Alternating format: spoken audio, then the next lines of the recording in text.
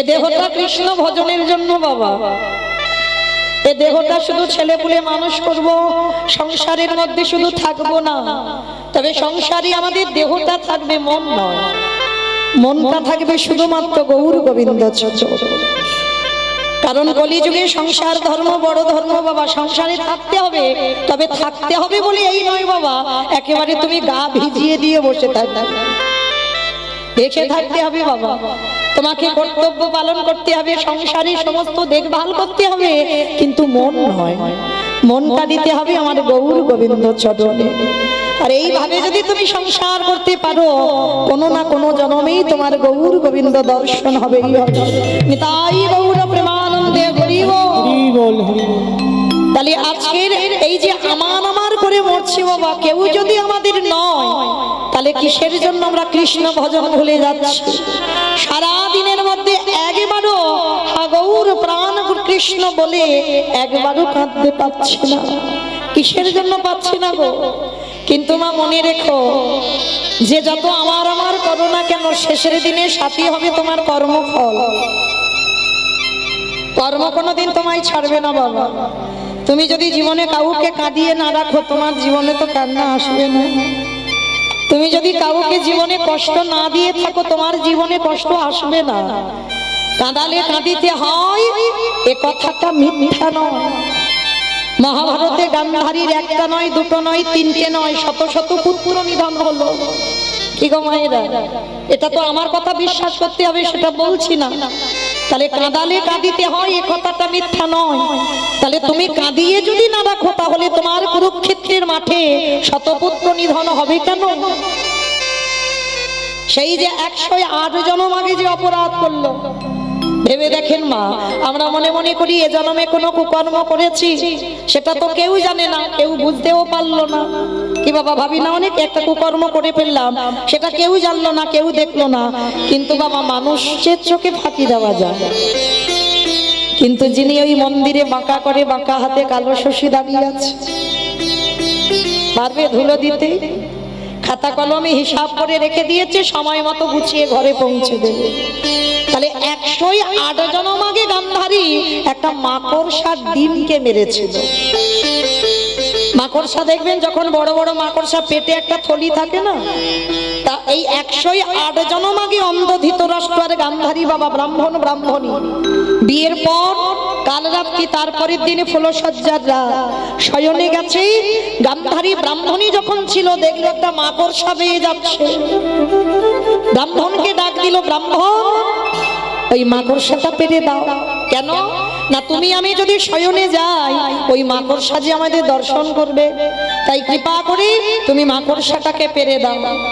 তাহলে ওই রাত্রিতে স্ত্রী বায়না করলো, আর স্বামী ওই মাকড়সাটাকে পেরে দিল। আর ব্রাহ্মণী ওই মাকড়সাটাকে ধরে পেটে থেকে বাবা ওই সাদা রঙের থলিটা টেনে ছিঁড়ে নিয়েছে।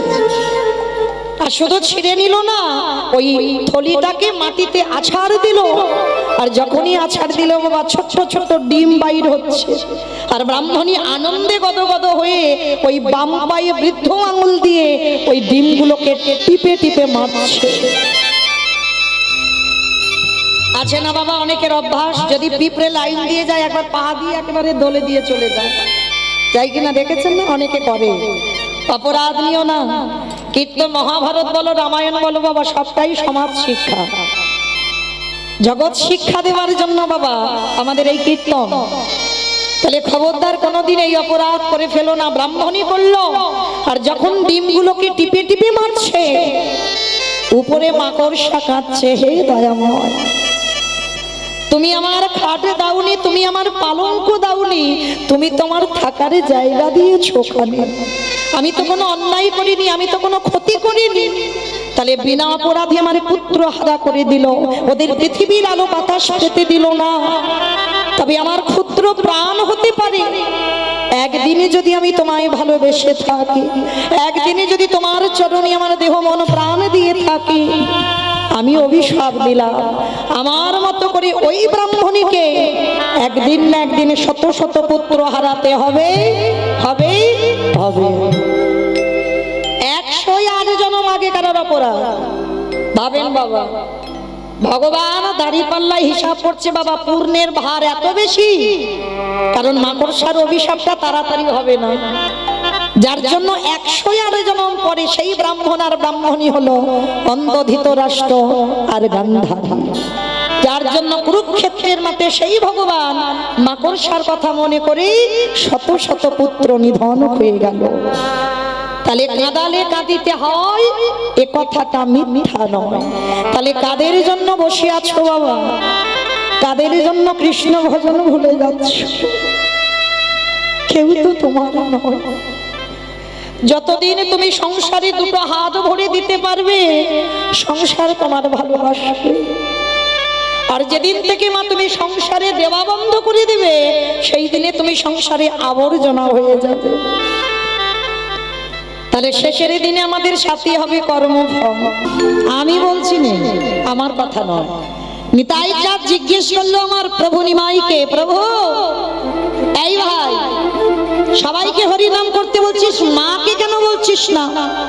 বলে দাদা আমার মাকে বলবো কি করে? আমার মা তো অপরাধী, শুধু অপরাধী নয়, আমার মা মহাপাপী হয়ে গেছে। ভাই মা মহাপাপী হয়ে গেছে কেন? তোর মা আমাদের মতো মা নয়, তোর মা যে হয় সে মহাপাপী হবে। বলে হ্যাঁ দাদা, সবাই তো জানে না আমার কাছে কেউ আমার আপন হয় না, আমার কাছে কেউ পর হয় না, কর্মের শাস্তি তাকে পেতে হয়। সে আমার মা হোক আর আমার সন্তান হোক, আমার যেই হোক, শাস্তি তাকে পেতে হবে। নিতাই চাঁদ প্রশ্ন করছে, ভাই মা অপরাধ করেছে, কি এমন অপরাধ? বলে দাদা আমার কাছে তো অপরাধ করেনি, করেছে বৈষ্ণব চরণে। আর এই ত্রিলোকের মধ্যে সব থেকে বড় বৈষ্ণব কে গো? বেশ 12 জন বৈষ্ণবের মধ্যে বৈষ্ণবের আচার্য হচ্ছেন পরম বৈষ্ণব বাবা ভোলানাথ। বৈষ্ণবের আচার্য বলছে মানে সবার উপরে বলছে পরম বৈষ্ণব। কিন্তু বাবা এই যে আমরা জগতে দেখি বৈষ্ণব যারা হবে, দাদার সঙ্গে তিলক সেবা করতে হবে, গলায় তুলসীর মালা নিতে হবে, হবে না? এগুলো তো বৈষ্ণবদের আভরণ, তাই না? এগুলো পোশাক। এই যেমন আমরা পোশাক পরেছি বাবা, গলায় মোটা তুলসীর মালা, দাদার সঙ্গে তিলক সেবা করা, প্রসাদ ভোজি, এগুলো আভরণ, এগুলো আচরণ করছি বাবা, ভিতরটা বৈষ্ণবতা হয়। কিন্তু ভিতরটা বৈষ্ণবতা করতে হবে তো। বাবা ভোলানাথ আভরণে বৈষ্ণব নয়, যে গলায় তুলসীর মালা নেই, গেরুয়া বসন করে নেই, আবার ওই দাদার সঙ্গে তিলক সেবা করে নেই, আমাদের এই যে ঊর্ধ্ব তিলক করা নেই, আছে কি ভোলানাথের? নেই।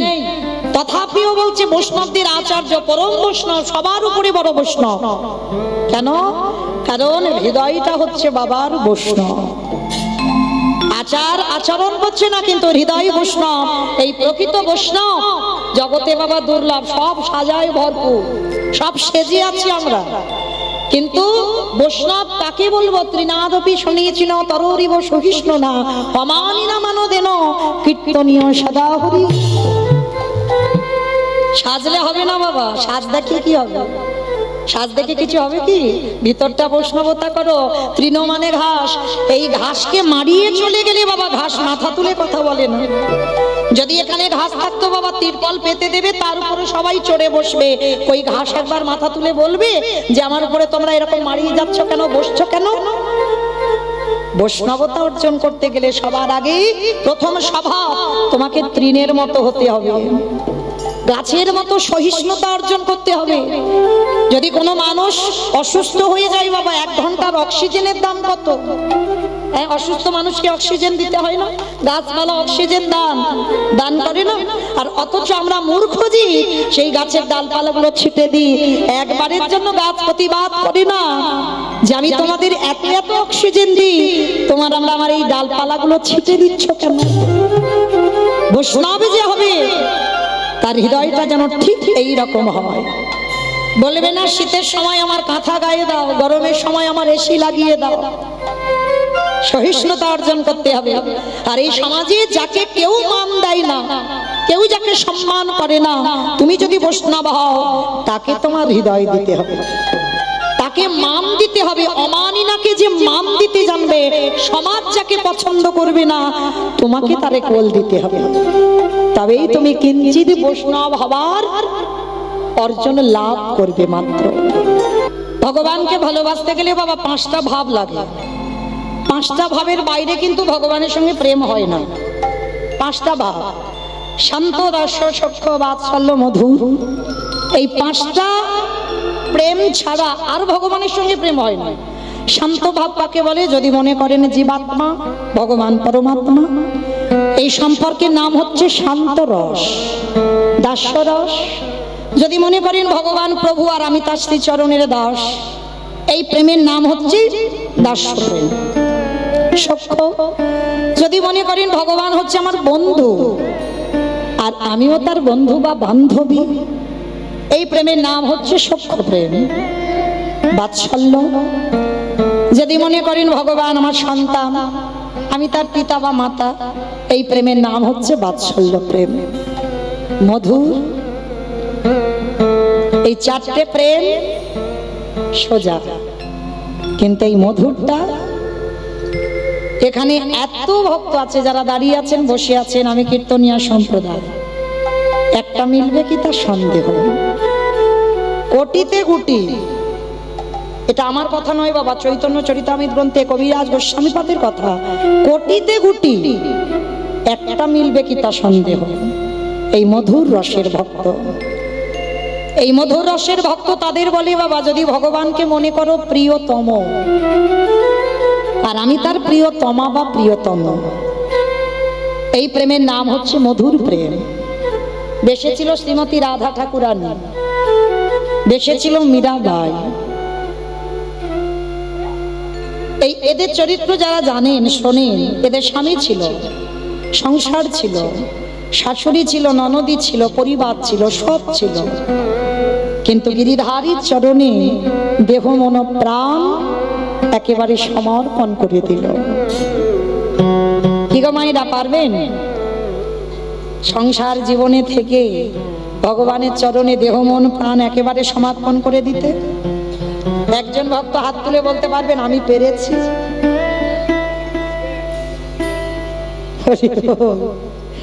রাধে রাধে।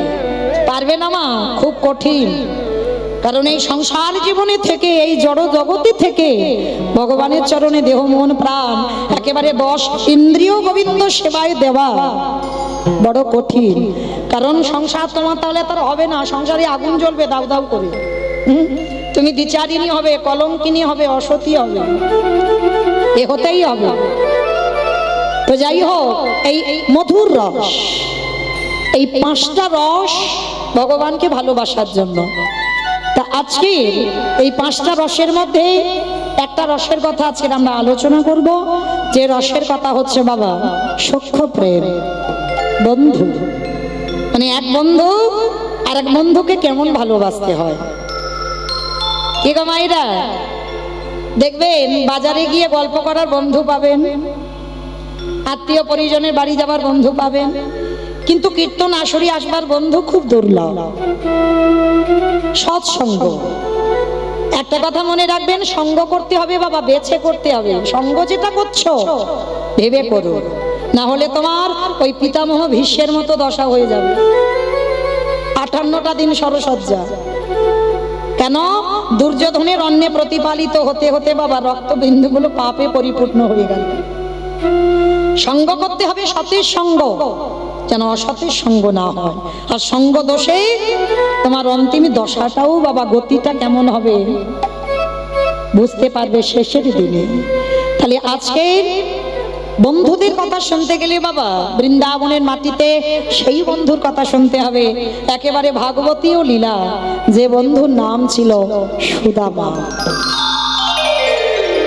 কেমন বন্ধুকে ভালোবাসতে হয়, এ জড়জগতের বন্ধু নয় বাবা। আজকের আমি বন্ধুত্ব পেতেছি, একটু ঝগড়াঝাটি হলো, গন্ডগোল হলো, বন্ধুত্ব শেষ। রাগারাগি হবে, কাটাকাটি হবে, খুনোখুনি হবে, মারামারি হবে, বন্ধু বন্ধু থাকবে।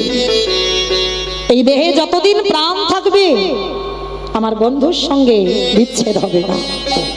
তাহলে আজকের এই সুদামার চরিত্র শ্রবণ করলে আপনারা বুঝতে পারবেন কেমন বন্ধু আর কেমন করে এক বন্ধুকে ভালোবাসতে হয়। কেমন, চলেন একটু যাই বৃন্দাবন। আর সেই বৃন্দাবনে গিয়ে ভগবান আজকে বিনোদ খেলা খেলবে।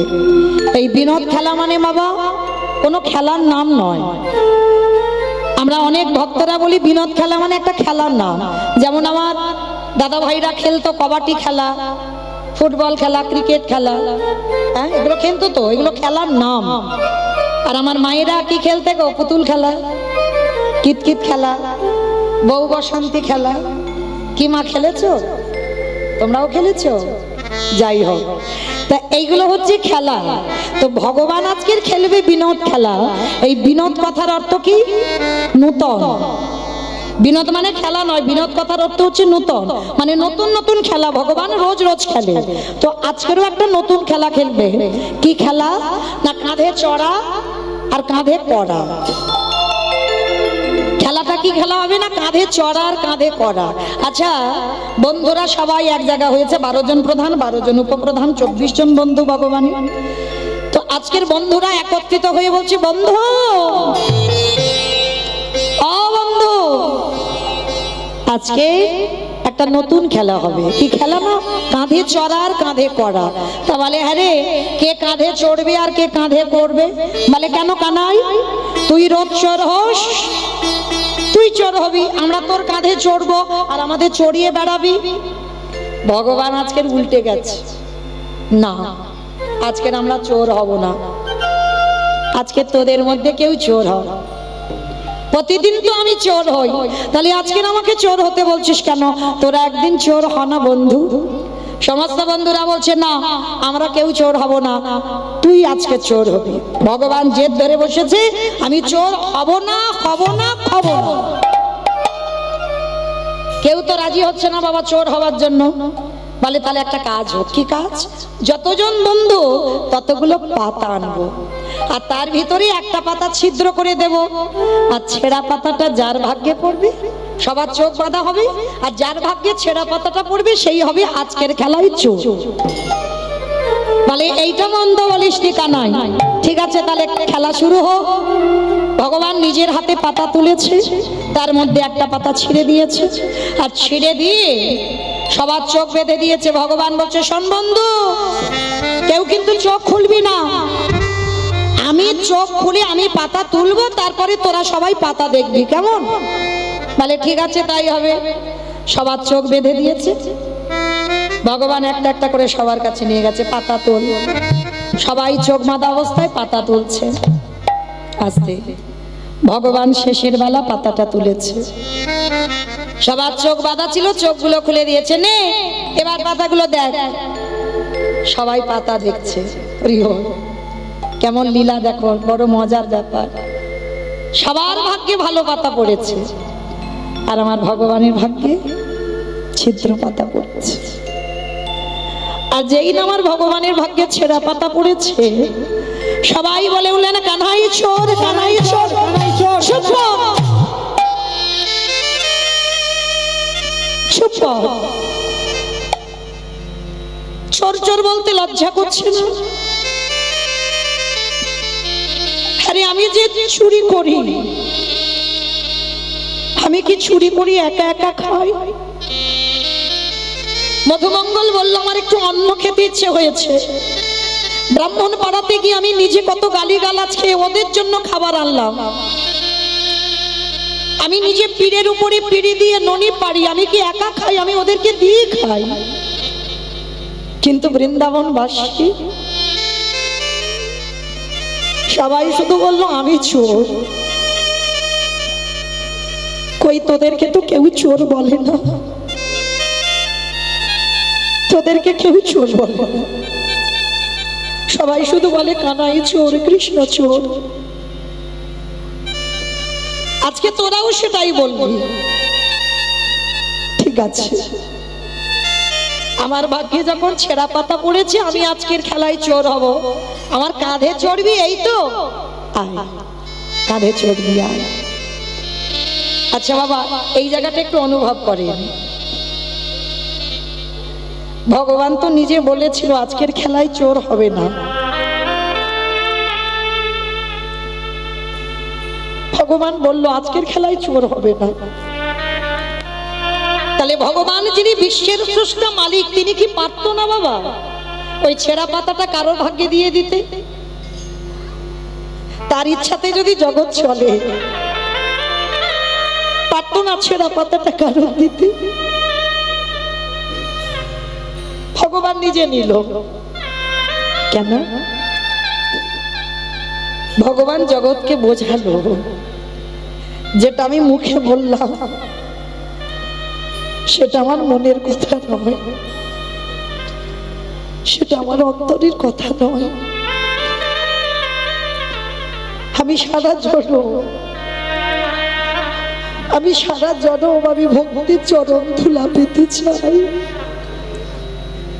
কিন্তু এদের কাছে চাইলে এরা কেউ দেবে না। তাই তো আমি ছলনা করে আজকের খেলায় চোর হলাম। কেন? আজকের খেলার পণ হচ্ছে কাঁধে চড়া আর কাঁধে করা। আর আমি যখন কাঁধে চড়াবো, সবাই যখন আমার কাঁধে চড়বে, বলো তো মা, বন্ধুদের চরণ দুটো থাকবে কোথায়? ভগবানের হৃদয়ে। ভগবান মনে মনে বলল, বন্ধু আজকের আমার এক কাজে দুটো কাজ হয়ে যাবে। খেলার আনন্দ হবে, আর ভক্তির পদধূলাটা আমার অঙ্গে লেপন হবে। ভগবান বলছে আয়। সবাইকে ভগবান কাঁধে নিয়েছে। প্রতিটা বন্ধুর চরণ দুটো ভগবান আঁকড়ে রেখেছে। বন্ধুরা বলছে, কানাই তুই কাঁদছিস, তার মানে কি তোর কষ্ট হচ্ছে? নামিয়ে দে, আমরা বুঝতে পারছি না। তুই আমাদের চরণ দুটো ধরে এরকম কাঁদছিস, তার মানে তোর খুব কষ্ট হচ্ছে। কি গো মায়েরা, আপনারা কি বলেন? ভগবান কষ্টের জন্য কাঁদছে? ভগবান মনে মনে ভাবছে, ভক্ত সবাই শুধু আমার কাছে চাইতে শিখেছে, বিনিময়ে আমাকে কেউ কিছু দিতে শিখে।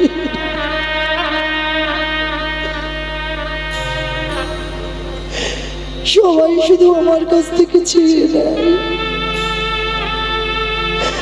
তাই আজ যখন আমি সুযোগ পেয়েছি, আজকেরও আমি কায়দা করে চুরি করে নেব। আমি যে ভক্ত বড় নিতাই গৌর প্রেমানন্দে হরি বল, হরি বল, হরি বল।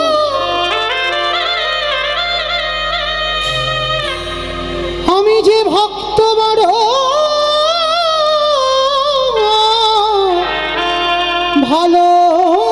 ভালোবাসি, তাই তো যুগে যুগে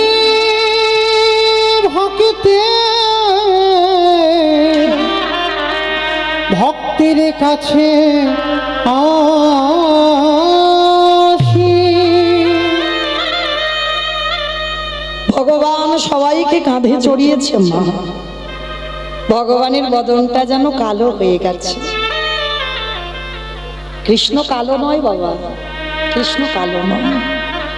যারা রূপ বর্ণনা শুনেছেন, ভগবানের রূপ বর্ণনাতে বলছে ভগবানের রূপটা হচ্ছে কোটি সূর্য সম।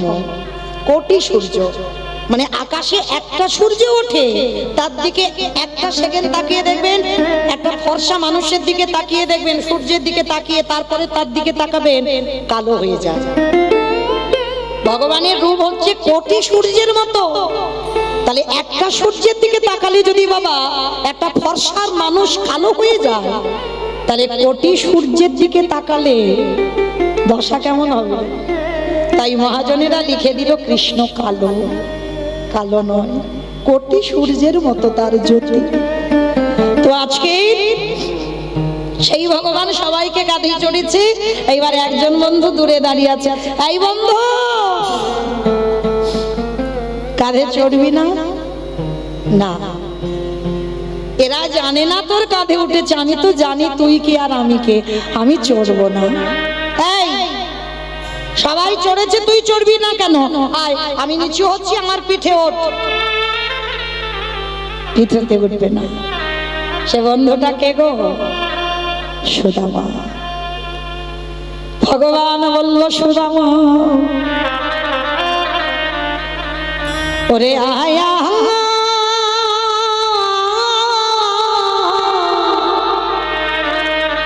আয় আয় আমার হৃদয়, ওরে সুদামা রে,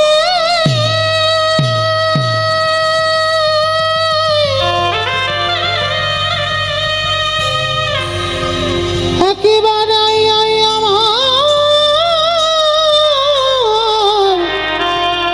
হৃদয়ে আই রে, ওরে সুদামা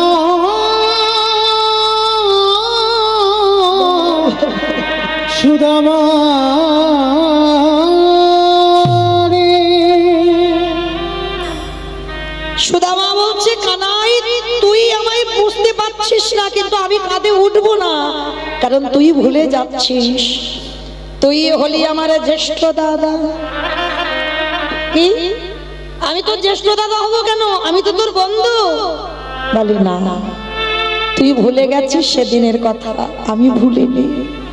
তুই হলি আমার জ্যেষ্ঠ দাদা রামচন্দ্র, আমি হলাম তোর ভরত ভাই।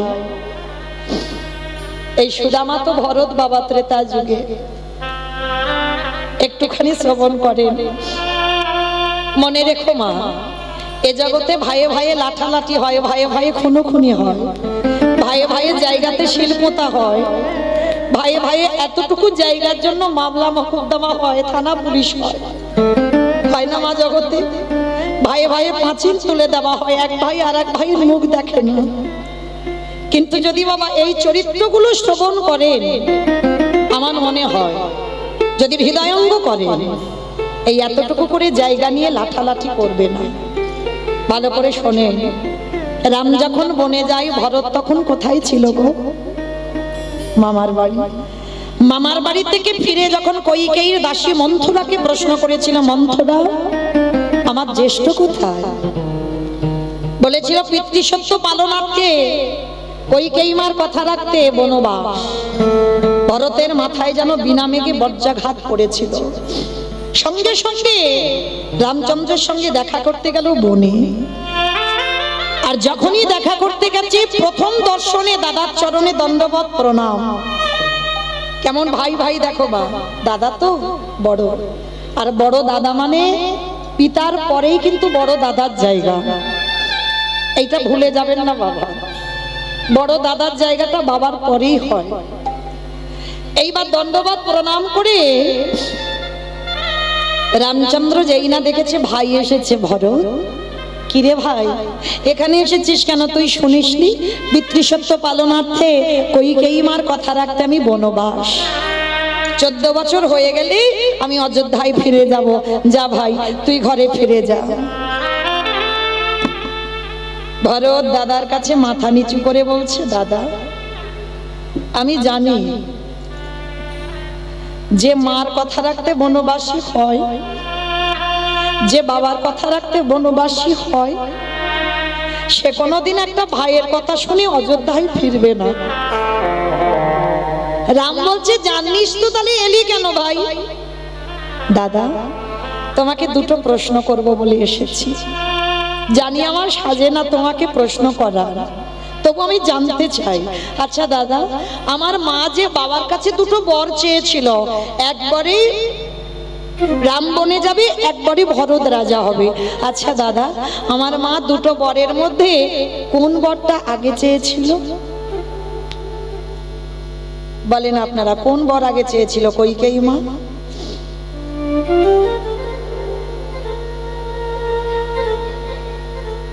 ভরত রাজা হবে। প্রথম বলেছিল ভরত রাজা হবে, তারপরে বলেছে রাম বনে যা। তাহলে প্রথম বললো আগে আমার ভরত রাজা হোক, তারপরে রাম বনে যা। ভরত রামচন্দ্রের চরণ দুটো ধরে বলল, দাদা সত্যি কি আমার মায়ের কথা রেখেছো? আমার মা তো বলেছিল আগে ভরত রাজা হবে, তারপরে রাম বনে যাবে। তাহলে আমি মামার বাড়ি থেকে ফিরলাম না, আমি রাজ সিংহাসনে বসলাম না, রাজা হলাম না, তুমি পালিয়ে এলে কেন? দাদা সবাইকে তুমি মিথ্যা বোঝাতে পারবে, ভুল বোঝাতে পারবে, তোমার ভরতকে নয়। তুমি জানতে আমি যদি মামার বাড়ি থেকে ফিরে সিংহাসনে যদি বসি, আর যে দেশের রাজা হবে বাবা তার কথা শেষ কথা, যে দেশের নেতা হয়, যে দেশের রাজা হয়, তার আদেশ প্রজাদের পালন করতে হয়। তা ভরত যদি সিংহাসনে বসতো, ভরত আদেশ দিত এই অযোধ্যায় কোনো পুত্র বনবাসী হবে না, আর দেশের রাজা মানে তার কথা শিরোধার্য সবার। ভরত বলছে, দাদা তুমি জানতে তোমার ভরত এটা করবে, তাই তো তুমি আমার ফেরার আগে পালিয়ে এসেছো। তবে ঠিক করেছো দাদা, তবে মিথ্যা বলো না। তুমি আমার মার জন্য বনবাস নয়, পিতৃসত্য পালনের জন্য বনবাস নয়। ভগবান হয়ে ভাইয়ের কাছে নত হয়ে গেল। ঠিক বলেছিস ভরত, যেটা জগতে কেউ বুঝতে পারেনি তুই পেরেছিস। মার জন্য নয়, বাবার জন্য নয়। আমি যদি সিংহাসনে বসে পড়তাম, আমার জগতে অনেক কাজ বাকি আছে, আমার সেই কাজগুলো পূর্ণ হতো না। বিশেষ করে আমি বনে যদি নাম আসি, সীতা যদি হরণ না হয়, রাবণের 1 লক্ষ ছেলে 1.25 লক্ষ নাতি উদ্ধার করবে কি? দেখেছে ভগবান নিজে মুখে স্বীকার করলো, আমি আমার কাজের জন্য বনবাস, কারোর জন্য বনবাস নয়। ভরত করজোর করে বলল, দাদা বেশ, তবে একটা কথা বলে যাই, তোমার জন্য আমি 14 বছর অপেক্ষা করব।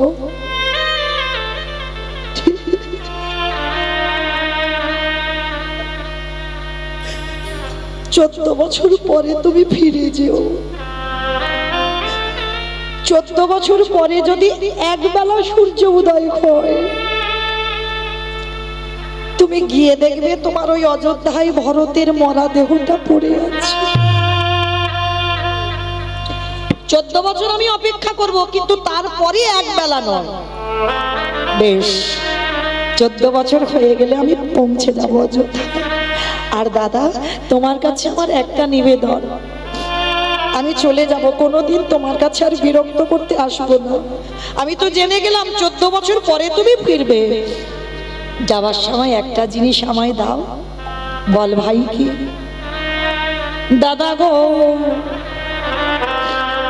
তোমার চরণ নিবেদন,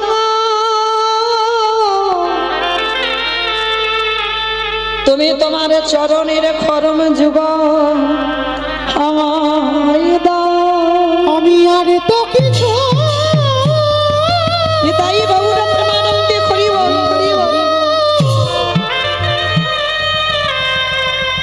আমি আর তো কিছু চাহি না দাদা, তোমার খরম যুগলে আমায় দান করো। 14 বছরে যে জায়গাটা তোমার জায়গা, সে জায়গায় আমি বসতে পারি না দাদা, তাই সিংহাসনে তোমার খরম যুগলে রাখবো। আর ধুলার পরে পরে আমি 14টা বছরে তোমার খরম সেবা করব। নিতাই গৌর প্রেমানন্দে হরি বল, হরি বল। তোমার খরম যুগলে সিংহাসনে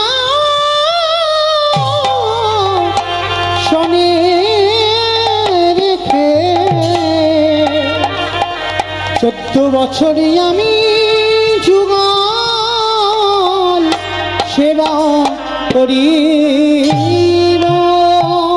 রামচন্দ্র বললেন, ভাই এ জন্মে আমি তোর দাদা, তুই আমার ভাই, তুই সব জেনে গেলি কিন্তু প্রতিবাদ করতে পারলি না যে আমার অন্যায়, আমার ভুল। কেন? আমি জ্যেষ্ঠ দাদা, আমি বড়, তাই কথা দিলাম এই যে 14 বছর আমার খরম সেবা করে তুই ঋণী হবি, আমি তোর কাছে ঋণী হয়ে যাব, কথা দিলাম।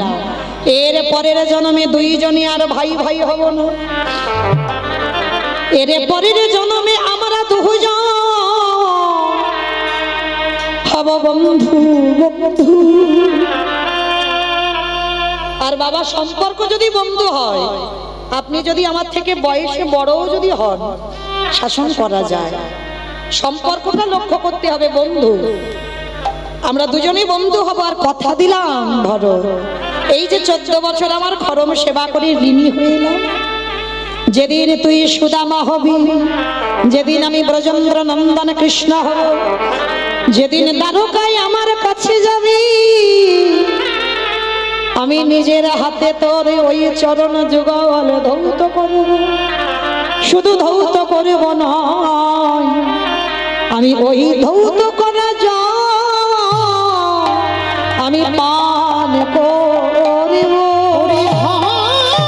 তাই গৌর প্রেমানন্দে হরি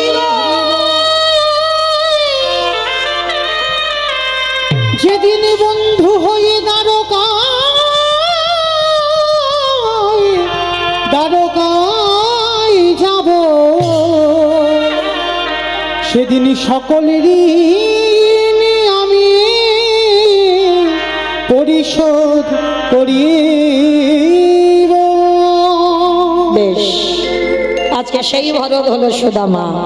দুই বন্ধু আজ কাঁধে চড়া কাঁধে কড়া করে যে যার ঘরে ফিরল। আর ঘরে ফিরে বেশ কিছুদিন পর কৃষ্ণ বলরাম সবাই ভর্তি হয়েছে অবন্তীনগরে সন্দীপনী মণির পাঠশালায়। সুদামা বাইনা নিল, মা আমিও গুরু আশ্রমে যাব। মায়ের কাছ থেকে অনুমতি নিয়ে সুদামাও পাঠশালায় ভর্তি হলো। আর সুদামাকে দেখতে ওই গুরুদেব সন্দীপনী মণির হারিয়ে যাওয়া ছেলে মধুমঙ্গলের মতো। আর সুদামাকে দেখে মহামায়া ভাবলো তার হারিয়ে যাওয়া সন্তান এসেছে।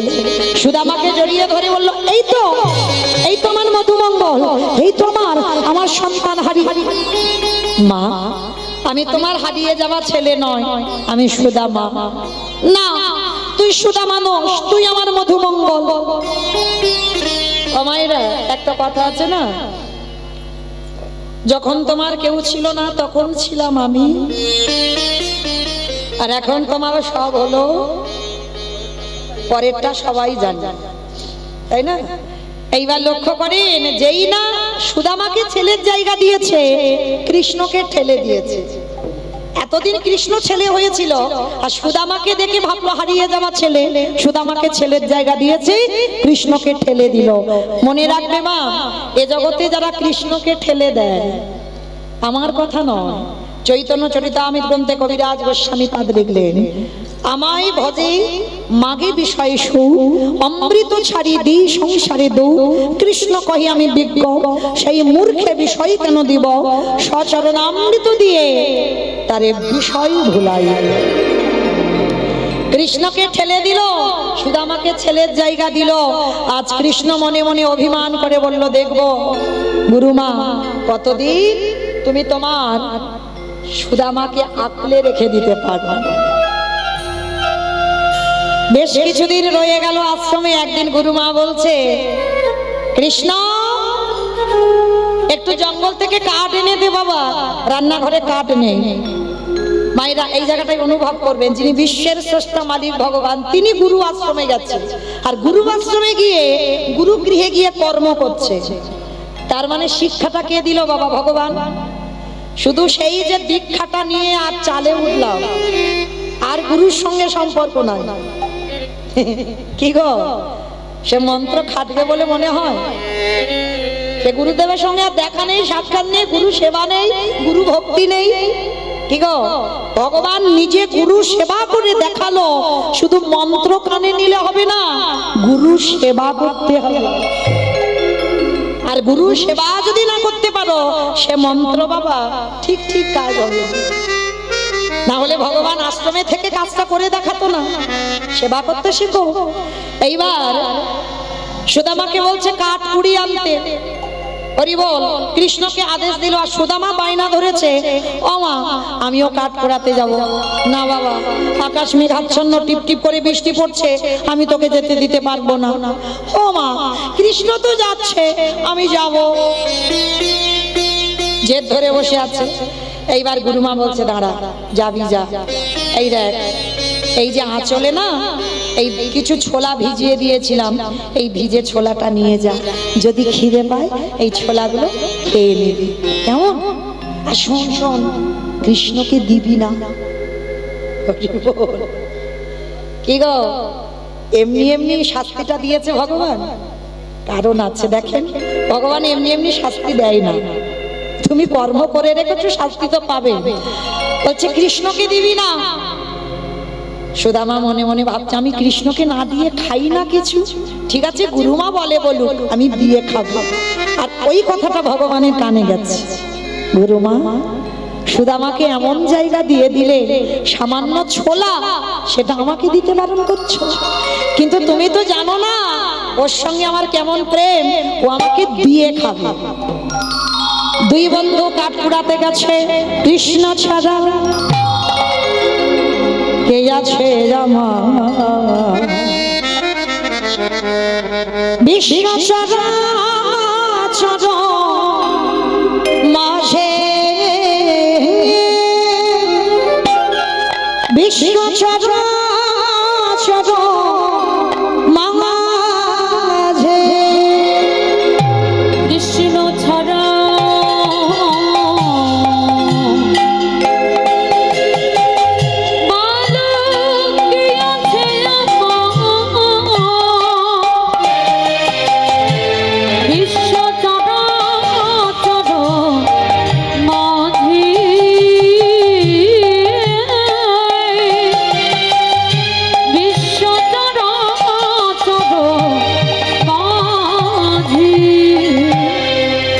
ছিল দুঃখ সুখের বন্ধু, সে হলো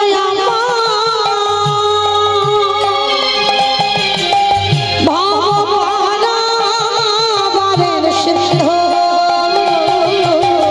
সে ছিল আমার দুঃখ সুখের বন্ধু।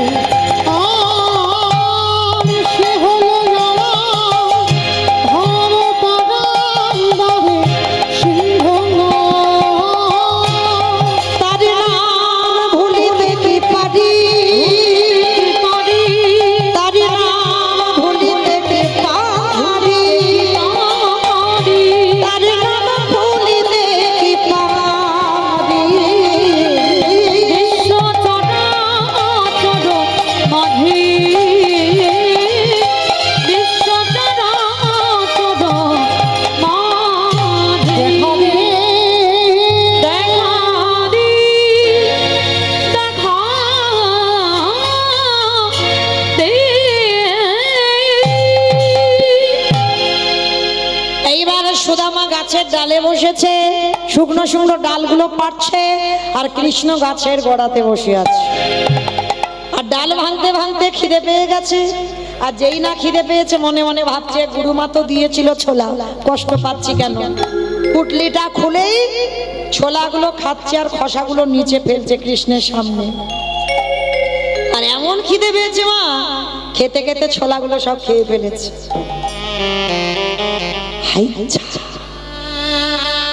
গুরুমা বলে দিল, আর সেইটা হয়ে গেল। খেতে খেতে সব খিদের জ্বালায় সব খেয়ে ফেললাম।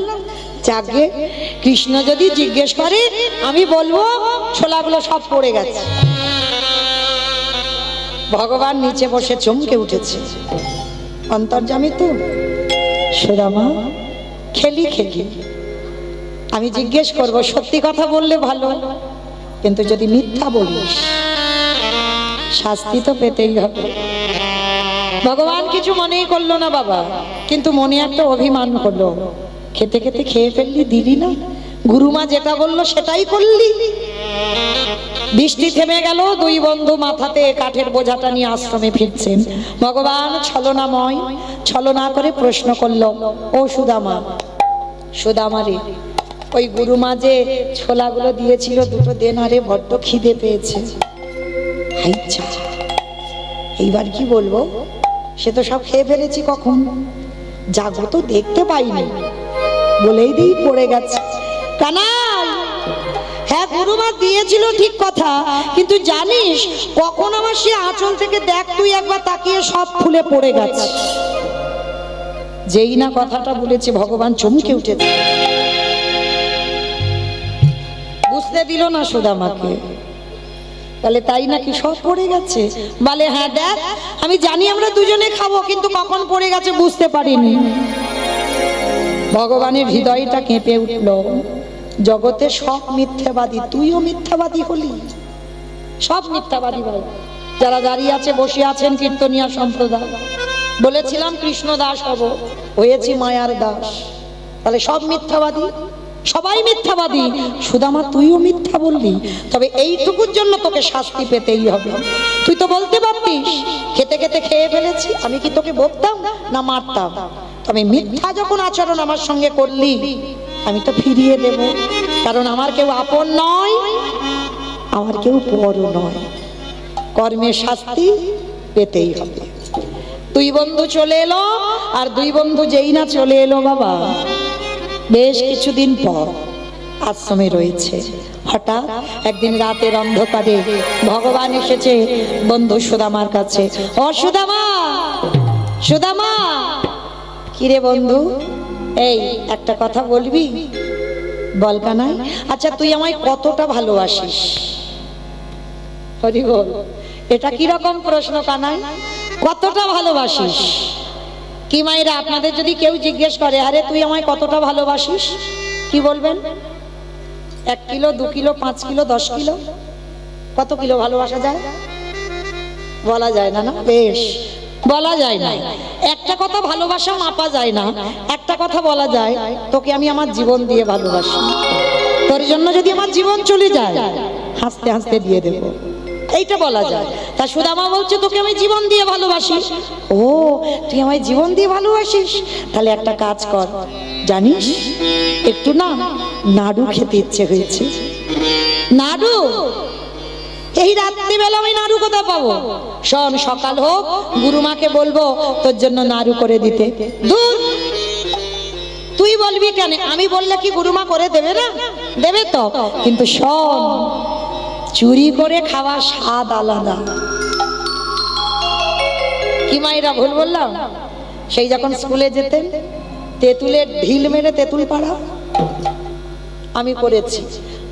আম চাইলে দেবে, কিন্তু ঢিল মেরে আম পাড়া, মানে চুরি করে। ছোটবেলা তো বন্ধু বান্ধবদের সঙ্গে চুরি করে খাওয়া, মানে চুরি করে স্বাদ একটু আলাদা হয়।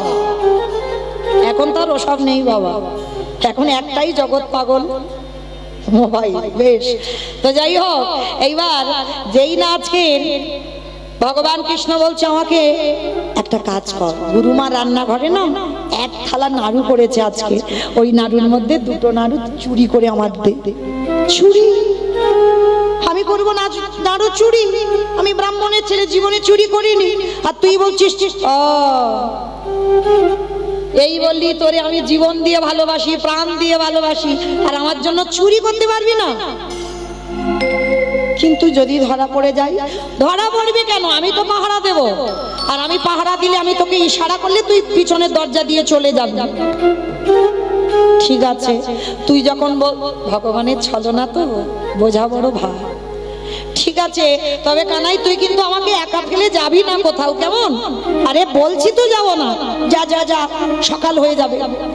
এইবার কি করেছে সুদামা? কৃষ্ণের উপর ভরসা করে প্রবেশ করলো রান্নাশালে, 2টো নাড়ু হাতে নিয়েছে।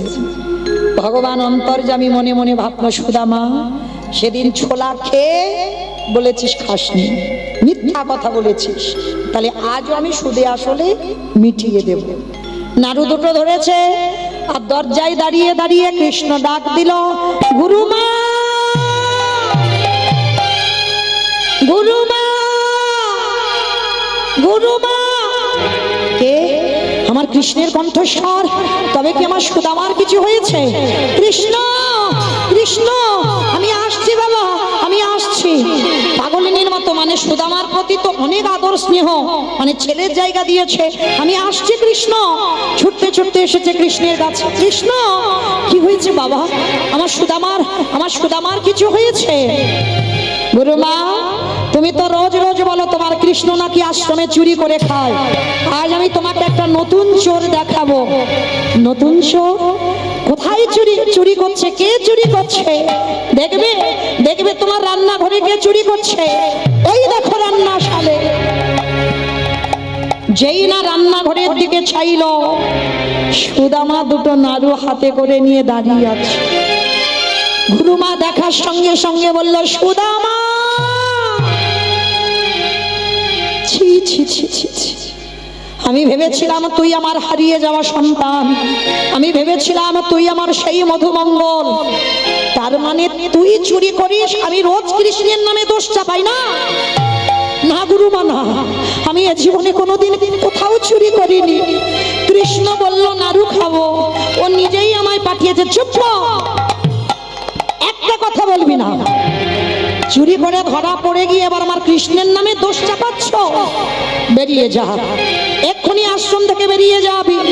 তোর মতো ছেলের মুখ দেখতে চাই না। তোর মতো ছেলের মুখ দেখা মহাপাপ। গুরুমা, বিশ্বাস করো, আমি চুরি করিনি, আমি চোর নই। পা ছেড়ে দে সুদামা, পা ছেড়ে দে, পা ছেড়ে দে। মারলো এক পায়ের লাথি। দূর হয়ে যা।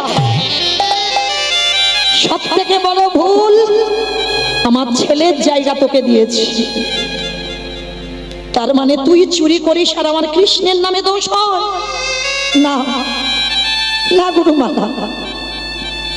তুমি আমায় মেরে যদি মেরেও ফেলো আশ্রমে, তবু একটা কথা বলবো, আমি চোর নই। কৃষ্ণ বলেছে চুরি করতে, আবারও আমার কৃষ্ণের নামে দোষ দিস। তাহলে কৃষ্ণ বলেছে, কৃষ্ণ আমাকে বলতে পারলো না যে আমি নাড়ু খাবো? তোকে বলেছে। নিজের চোখে দেখা প্রমাণ করবে কি করে সুদামা যে আমি চোর নই? ভগবান প্রমাণ দিয়ে কথা বলল, কিন্তু নাড়ু দুটো ছাড়েনি বাবা। নাড়ু দুটো বুকে ধরে রেখেছে। কৃষ্ণের পিছনে গিয়ে বলছে, বন্ধু তুই তো বলতে পারতিস আমার মুখ তুই দেখবি না। যদি বলতিস যে আমার মুখ দেখবি না, আমি চলে যেতাম। চোর সাজাবি কেন? চোর সাজাবি?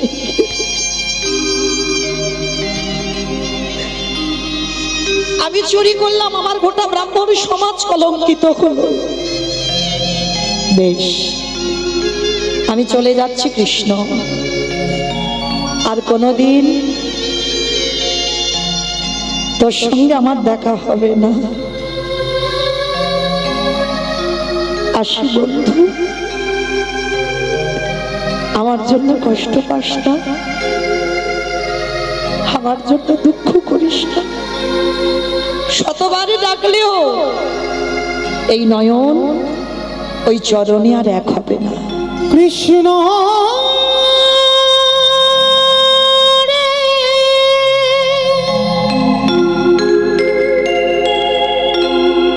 আমি চলে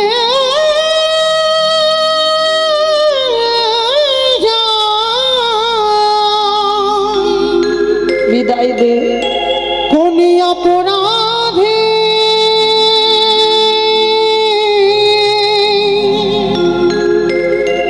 আমায় চোরে সাজাইলি।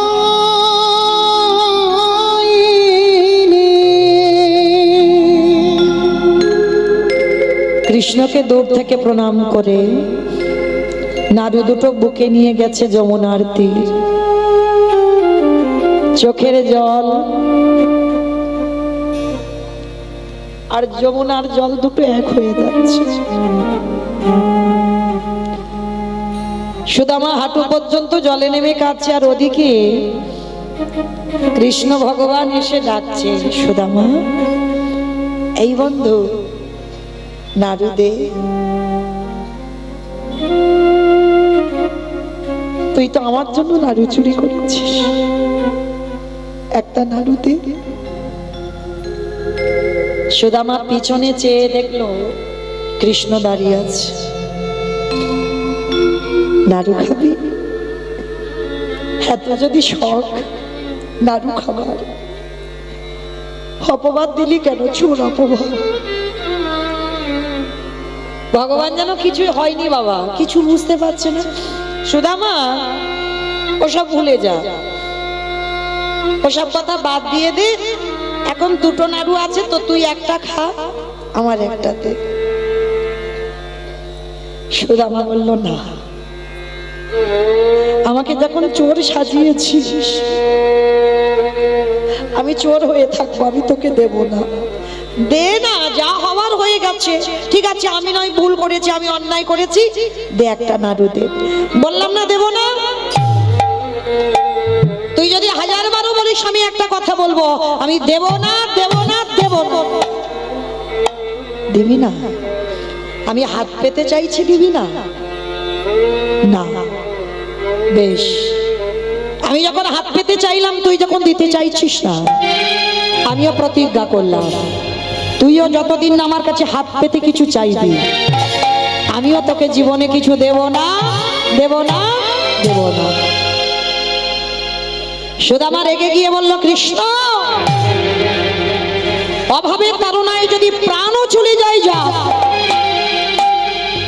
প্রতিজ্ঞা করলাম জীবনে তোর কাছে আমি হাত পেতে কিছু চাইবো না। যদি মরতে হয় আমি মরতে রাজি, কিন্তু জীবনে তোর কাছে হাত পাতবো না। কৃষ্ণ প্রতিজ্ঞা করলো যতদিন না তুই চাইবি আমি তোকে দেব না। আর সুদামা প্রতিজ্ঞা করলো মরে যাব ভালো, তোর কাছে আমি জীবনে হাত পাতবো না। ও ভাই, ও ভাইয়ের কাছে প্রতিজ্ঞাবদ্ধ। মনে রাখবে মা, যাদের কাছ থেকে কৃষ্ণ চলে যায় তাদের কি দশা হয়। সুদামার জীবনে এলো, প্রতিজ্ঞা করে কৃষ্ণ চলে যাচ্ছে গুরু আশ্রমে। সুদামা দাঁড়িয়ে রইল। বিদর্ভ নগর থেকে খবর এলো, সুদামা, সুদামা, আমি এখনই সংবাদ নিয়ে আসছি, তোমার মায়ের মৃত্যু হয়ে গেছে। চিৎকার করে ডাক দিল, কৃষ্ণ।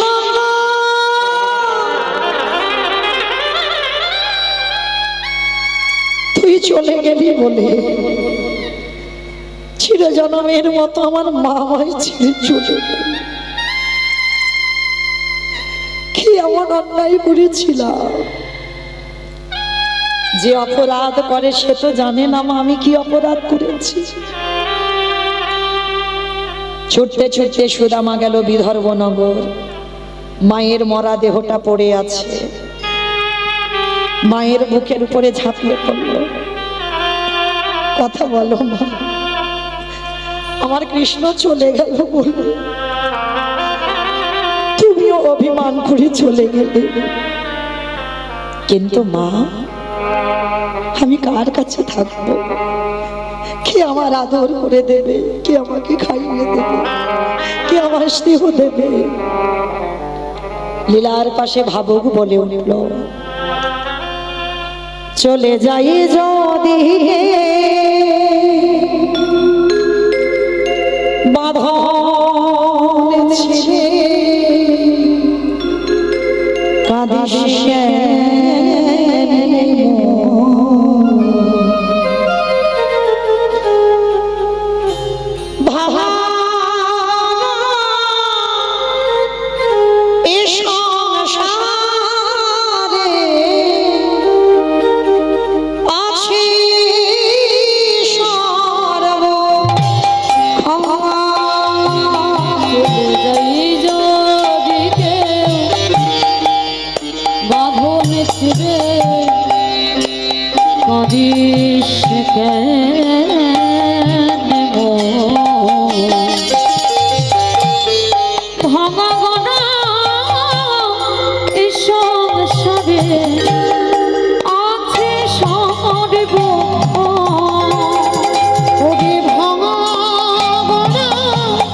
এই সংসারে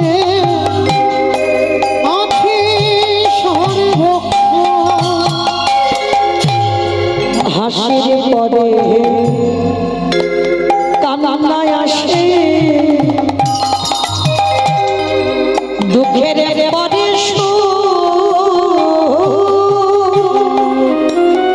আধার রাতে পার যেন দেখবি আলোর মুখ। ওরে হাসির পরে কান্না আসে, দুঃখের পরে সুখ। আধার রাতে পারের তুই দেখবি আলোর মুখ। ওরে যাই না বলা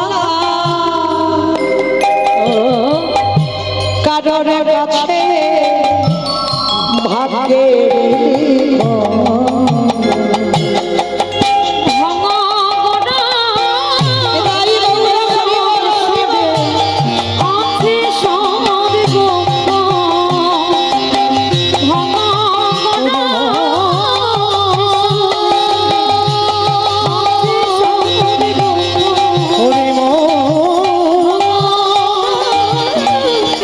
ওরে মন আছে সর্বক্ষ।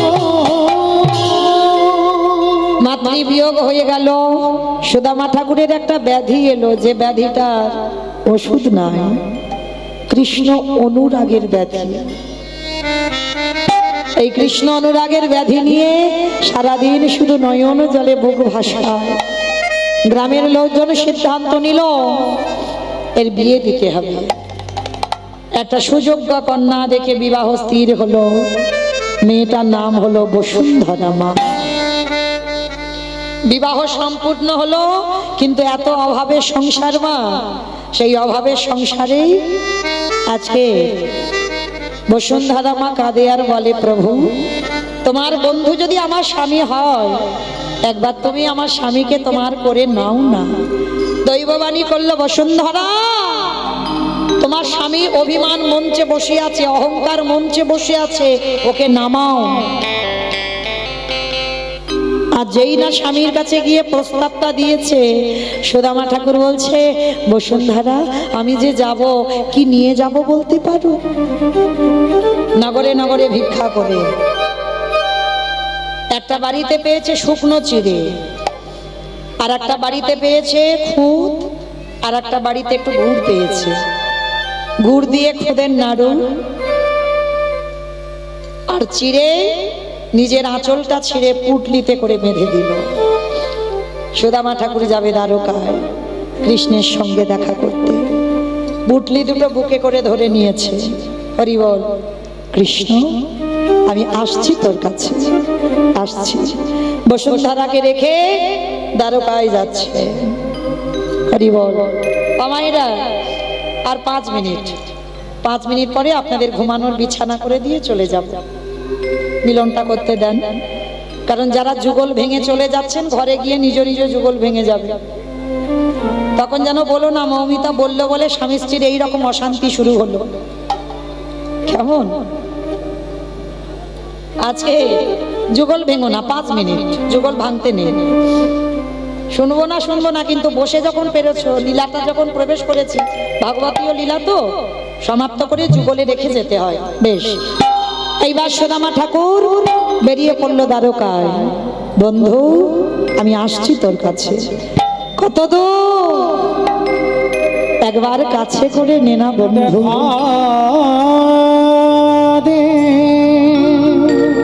আর যে পারি না চলতে, কৃষ্ণ রে দেখা রে বন্ধু রে, দেখা রে সখা রে, দেখা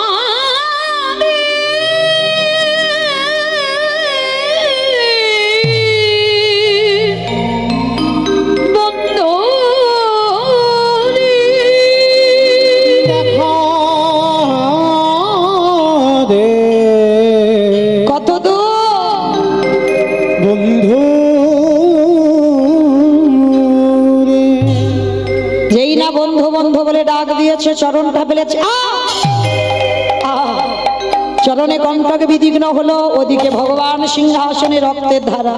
সত্যভামা রুক্মিণী বলছে, প্রভু কে কে তোমায় মারছে? আমায় নয়, আমার প্রাণ আমার জীবন আসছে। দেখবে দেখবে আসছে। হাঁটতে হাঁটতে কঙ্কাল সার দেহ নিয়ে সুদামা রাজদুয়ারে এসেছে। আজ যেই না রাজদুয়ারে এসেছে, বন্ধু একবার দেখা দে, একবার দেখা দে। যেই না বলেছে বন্ধু দেখা দে, ভগবান রাজ সিংহাসনে আছে, দরজায় দাঁড়িয়ে দেখে বলছে, এই, কে তোর বন্ধু? এখানে থাকে মহারাজ কৃষ্ণচন্দ্র। ওটাই তো আমার বন্ধু কৃষ্ণ। হারি কোথা থেকে পাগল এসেছে, ওর নাকি বন্ধু আমাদের মহারাজ। যা যা যা যা, ওই সাইডে গিয়ে বস। না গো, তোমরা যত তাড়িয়ে দাও, কৃষ্ণ আমার বন্ধু। তবে রে, এত করে বারণ করছি, এখানে বস, তবু শুনছিস না? আমাদের মহারাজ তোর মতো পাগল, তোর মতো ভিখারির বন্ধু হতে পারি? হাতে ছিল বেতের বাড়ি, বেতের বাড়িটা নিয়ে বেতটা ঘাত। দূর হয়ে যা, বেরিয়ে যা বন্ধু।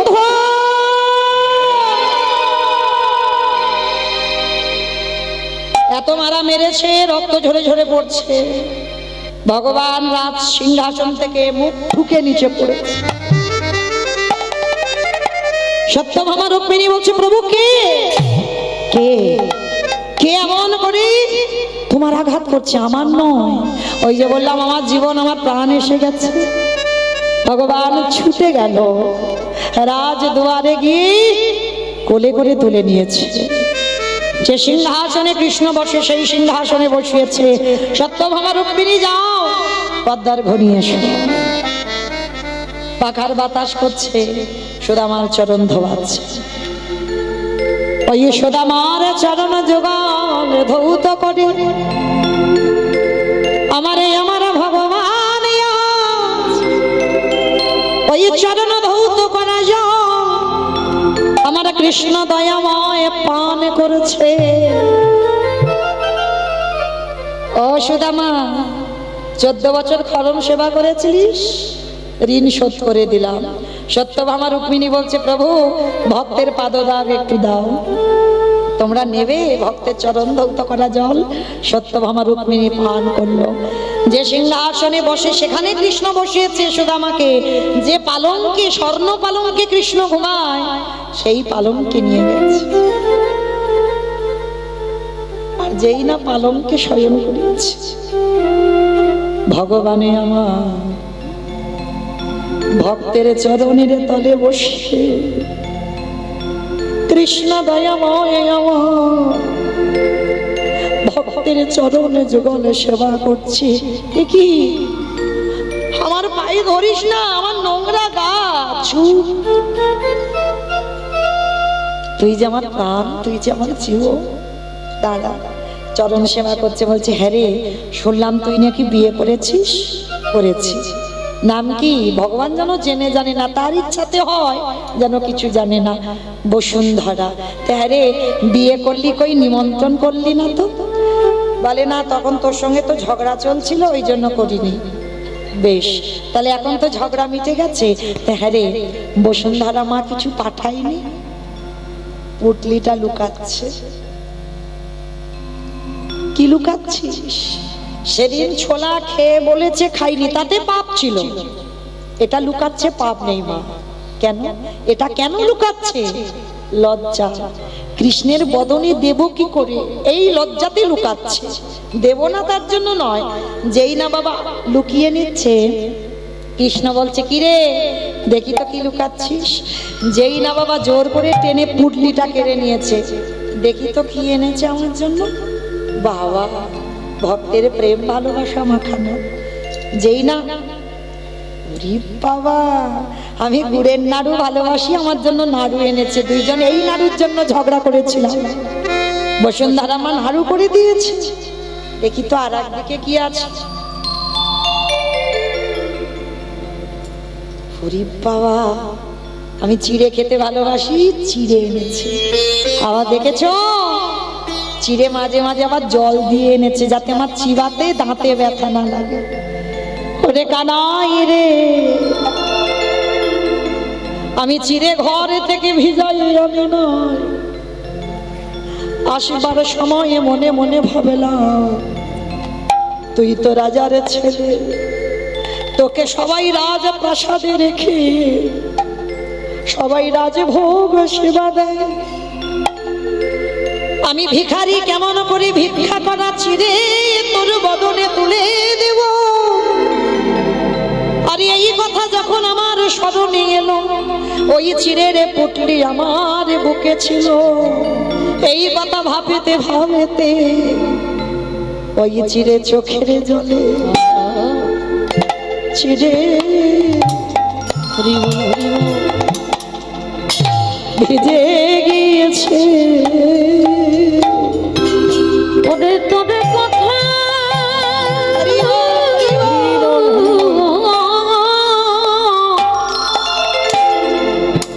কানাই, তোদের কথা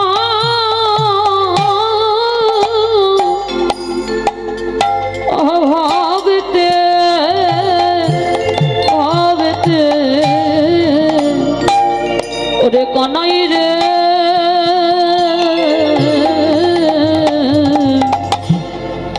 আমার চোখের জলে চিড়ে চিড়ে ভিজে গিয়েছে। ভগবান বলল যশোদামা, এই যে ভক্তির চোখের জলে চিড়ে ভিজে আমায় সেবা দিলি, ওরে আগত কলি যুগে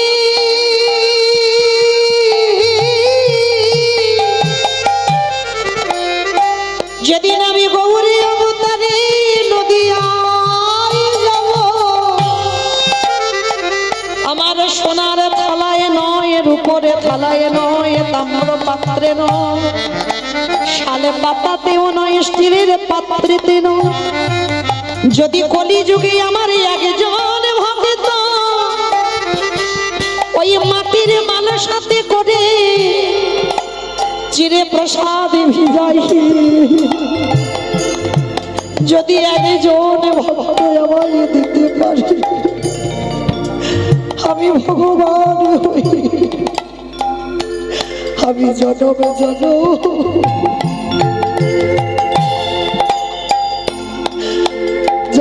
তার হই যায়।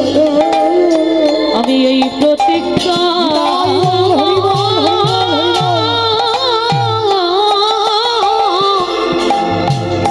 আমি এই প্রতিজ্ঞা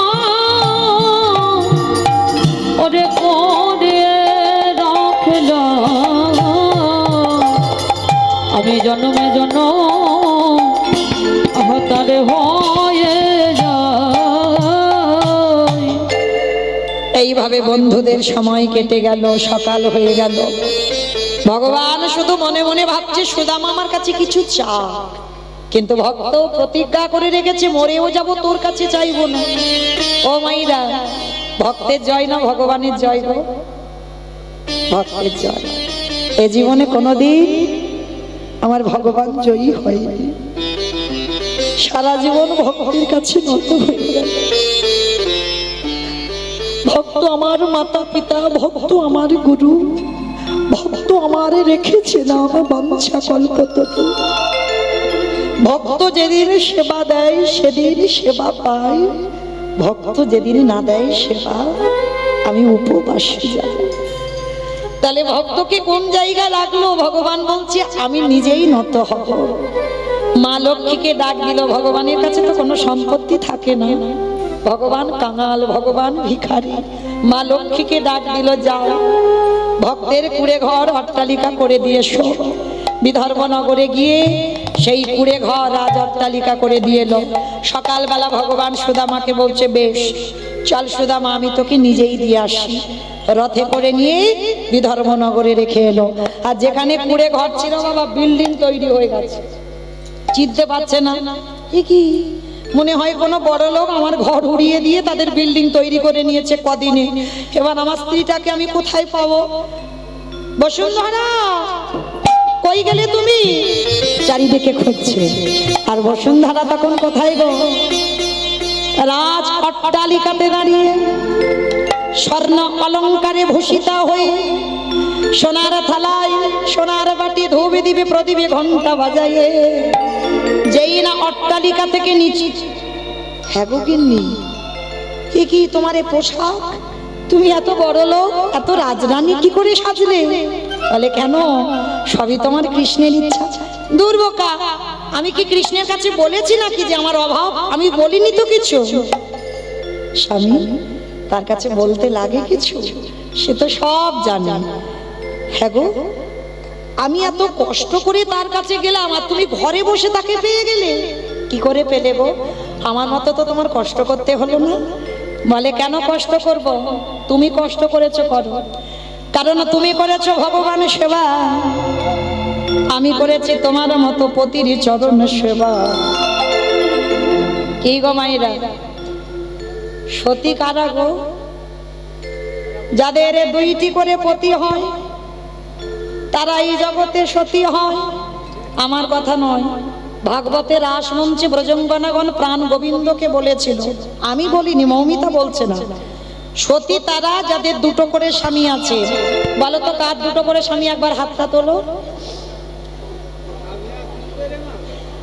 ওমা, যেখানেই বলি এই জায়গাটা শুধু হাসি পায়। কেন হাসো গো? মানে জানাজানি হয়ে যাবে ওই জন্য? হরি বল। কি গো, তাহলে কেউ হাত তুলছো না মানে সবাই কি অসতী?